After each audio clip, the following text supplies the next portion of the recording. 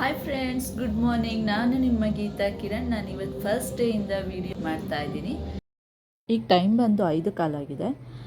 ಈಗ ನಮ್ಮ ಮನೆಯವರು ಮಾಲೆ ಹಾಕಿಸ್ಕೊಳ್ಳೋಕ್ಕೆ ಅಂತ ಅವ್ರ ತಾಯಿ ಆಶೀರ್ವಾದ ತೊಗೊಂಡು ದೇವಸ್ಥಾನಕ್ಕೆ ಹೋಗಬೇಕು ಅಂತ ಮಾಲೆನ ಆ ತಾಯಿಯಿಂದನೇ ಇಸ್ಕೊತಾ ಇದ್ದಾರೆ. ನಮ್ಮ ಮನೆಯವರು ಇದು 3ನೇ ಸಲ ಅಯ್ಯಪ್ಪ ಮಾಲೆಯನ್ನು ಧರಿಸ್ತಾ ಇರೋದು. ಫಸ್ಟ್ನೇ ಸತಿ 41 ದಿನ ಮಾಡಿದರು, 2ನೇ ಸತಿ 5 ದಿನ ಮಾಡಿದರು. ಈ ಸತಿ ಒಂದು ಹರಕೆ ಇತ್ತು ಅಂತ ಅಂದ್ಬಿಟ್ಟು ಮತ್ತೆ 41 ದಿನವೇ ಮಾಡ್ತಾಯಿದ್ದಾರೆ. ಪೂಜೆಗೆಲ್ಲ ಸಿದ್ಧತೆ ಮಾಡ್ಕೊಂಡು ದೇವಸ್ಥಾನಕ್ಕೆ ಹೊರಟಾದ್ಮೇಲೆ ಗುರುಗಳು ದೇವ್ರ ಪೂಜೆ ಮಾಡಿಬಿಟ್ಟು ಕರ್ಪೂರನ ಕಾಯಿ ಮೇಲೆ ಇಟ್ಬಿಟ್ಟು ಫಸ್ಟ್ನೇ ಪೂಜೆ ಗಣಪತಿಗಾಗಬೇಕು ಅಂತ ಆ ಕಾಯಿನ ಕೊಟ್ಟು ಹೊಡಿಲಿಕ್ಕೆ ಹೇಳ್ತಾರೆ. ಹೊಡೆದಾದ್ಮೇಲೆ ಮತ್ತೆ ಗುರುಗಳ ಹತ್ರ ಬಂದು ಅವರು ಮಂತ್ರದ ಮೂಲಕ ಮಾಲೆನ ಹಾಕ್ತಾರೆ, ಮಾಲೆ ಸ್ವೀಕರಿಸ್ತಾರೆ. ಅಯ್ಯಪ್ಪ ಸ್ವಾಮಿ ಮಾಲೆ ಹಾಕಿಸ್ಕೊಂಡವರು ಸಾತ್ವಿಕ ಲಘು ಆಹಾರ ಸೇವಿಸಬೇಕು. ಬೆಳಗ್ಗೆ ಸಂಜೆ 2 ಹೊತ್ತು ಸ್ನಾನ ಮಾಡಬೇಕು. ತುಂಬ ಮಡಿಯಿಂದ ನಮಸ್ಕಾರ ಮಾಡ್ಕೋಬೇಕು ದೇವರಿಗೆ. ತಣ್ಣೀರಲ್ಲೇ ಸ್ನಾನ ಮಾಡಬೇಕು. ಖಾಲಿ ಚಪ್ಪಲಿ ಹಾಕಬಾರ್ದು. ಮತ್ತು ಕೆಟ್ಟ ಅಭ್ಯಾಸಗಳಿಂದ ದೂರವಿರಬೇಕು. ಮನಸ್ಸಲ್ಲಿ ಕೆಟ್ಟದನ್ನು ಯೋಚಿಸಬೇಕು.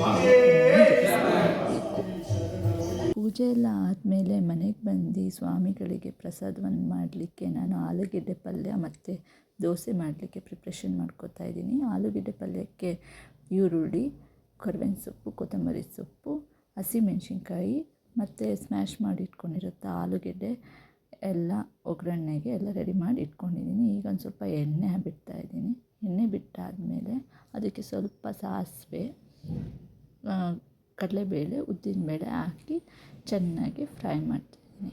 ಫ್ರೈ ಮಾಡಾದಮೇಲೆ ನೆಕ್ಸ್ಟು ಹಸಿಮೆಣ್ಸಿನ್ಕಾಯಿ, ಕರಿಬೇವಿನ ಸೊಪ್ಪು, ಈರುಳ್ಳಿ ಎಲ್ಲ ಚೂರೇ ಹಾಕಿ ಬಾಡಿಸ್ಕೊಳ್ತಾ ಇದ್ದೀನಿ.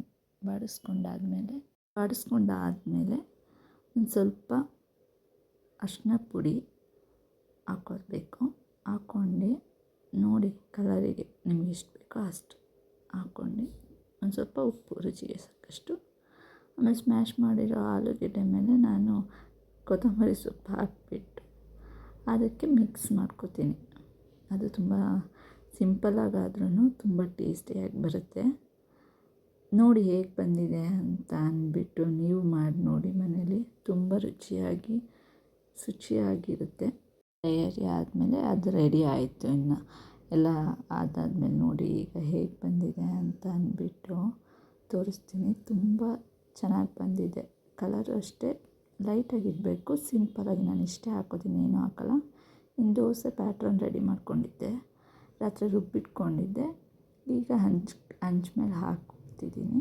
ಬಿಸಿಯಾಗಿದೆ ಅಂತ ಹಂಚು ನೋಡ್ಕೊಂಡು ದೋಸೆನ ಹುಯ್ದೆ. ತುಂಬ ಚೆನ್ನಾಗಿ ಸಾಫ್ಟಾಗಿ ಬಂದಿತ್ತು ದೋಸೆನೂ.